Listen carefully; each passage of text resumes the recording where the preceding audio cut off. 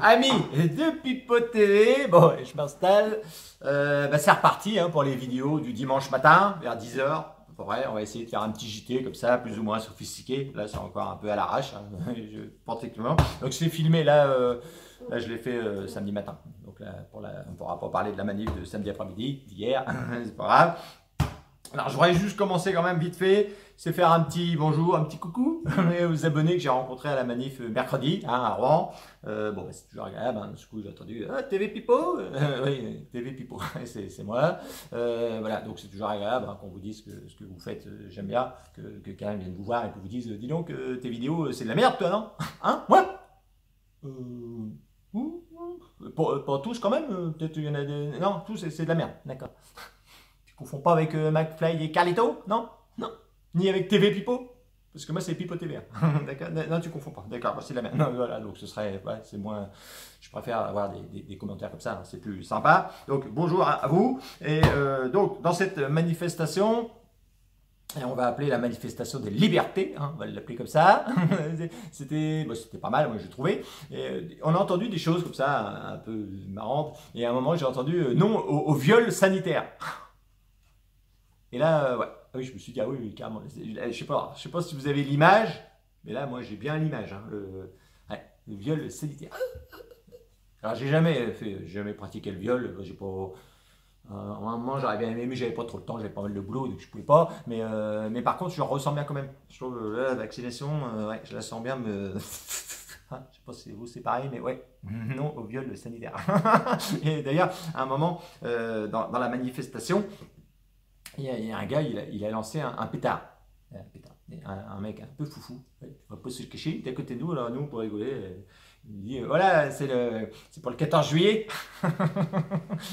Donc, bon, je n'ai pas fait tellement rire non plus. Il ne s'est pas pété derrière. Et ouais, il me dit ouais. Il me dit en plus, j'ai pas le droit. Ah oui, non, mais pour vous dire à quel point on en est, c'est que même maintenant, quand on lance un pétard, on est quand même sur nos gardes. On se dit, qu'est-ce qui va, si jamais on se fait arrêter, là, c'est quoi? Je pense que c'est pendaison dans la place publique. Je pense. Ah oui. Ah oui. C'est vrai que en démocratie française, un pétard, ça fout les miquettes. Ouais. Oh là. Je le regardais, je disais, lui, oh là là, quel courage. Oh putain. Et c'était un héros pour moi, pratiquement. Ouais. Et dans cette manifestation, alors pas qu'à Rouen, un peu partout, il y a eu des slogans qui ont été dits, et dont certains slogans non à la dictature. Alors souvent c'était non à la dictature sanitaire, et donc beaucoup d'hommes politiques, là, ça y est, ils ont réagi. Ils sont pas bien, même Macron, j'ai vu dernièrement, mais surtout un des premiers que j'ai vu qui a répondu, c'est le secrétaire d'État Clément Beaune. Ouais. Et lui, il a été choqué. Il a dit, il a même déclaré, il y a des choses qu'on ne peut pas faire et des choses qu'on ne peut pas dire. Dictature en France, non. Oh, la pauvre chatte, elle a été choquée. Offusquée même, il a dit. Je suis offusqué. Alors remarquez, quand vous voyez sa gueule, vous voyez bien qu'il a été offusqué. Ah oui, non, mais il a une gueule, le République en marche. Je ne sais pas si vous... Mais il a une gueule. Alors moi, j'étais assez con quand j'étais jeune. Ouais, j'étais con. Ouais, mais je suis resté assez con. Mais lui... J'aurais été jeune, puis j'aurais... Boune, viens voir. Ah oui, je l'aurais tarté. Et il a une gueule à se faire tarter. Regardez, prenez, tapez son nom, puis allez voir sa gueule. On me dit, oui. Alors Macron, maintenant, il se fait tarter. Mais c'est vrai que la République, t'as envie de les tarter. Et même, il y a beau. Je vais repasser pour un misogyne, je sens. Je vais redire des conneries. Moi. Mais il y a beaucoup de femmes à la République en marche. C'est vrai qu'ils en ont pris beaucoup. Ça doit être la parité. Là, ils ont été obligés, j'imagine. Ils ont dit on va prendre plein de femmes. Alors au début, tu prends les premières, bon, ça va à peu près. Mais après, quand tu prends, ils ont pris le reste, ils disent tiens, viens là, toi, ouais, viens, bah, dis, mais tu vas être avec nous. D'accord. Et donc, là, on a des gourdasses, mais un truc de fou, quoi. Et c'est terrible, c'est franchement. Alors, attendez, je me perds dans mon fil. Oui.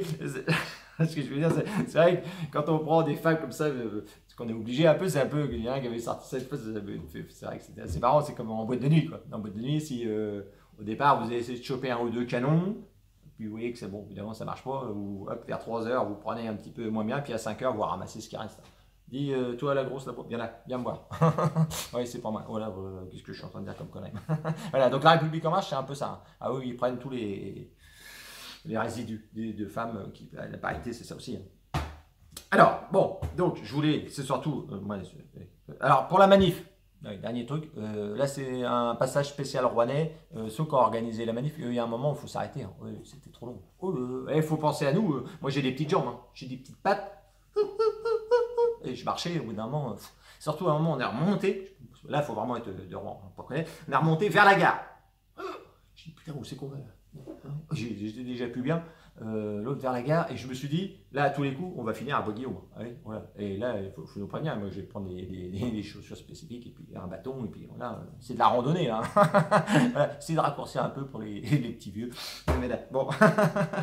Voilà. Donc, bon, grosso modo, c'est ce que je voulais dire dans ce sujet-là, qui était super intéressant. Mais surtout, pourquoi je voulais faire la vidéo, c'est ça, vous avez vu, pour les restaurateurs, hein, là, c'est maintenant, c'est parce que c'est vrai que certains restaurateurs, ils avaient fait, après la belle allocution de Macron, c'est vrai que le lundi, là, on en a pris, c'est vrai qu'on était tous KO. Moi, je me rappelle quand je l'ai regardé, il balançait tous ces trucs. Je sais pas, à la fin, moi, j'étais comme ça. J'avais un œil, et même en plus à la fin il nous avait achevé, et il a été malin, il avait, hop, une fois qu'il nous avait bien, mais vraiment brassé, il nous a fini avec le chômage et la réforme des retraites.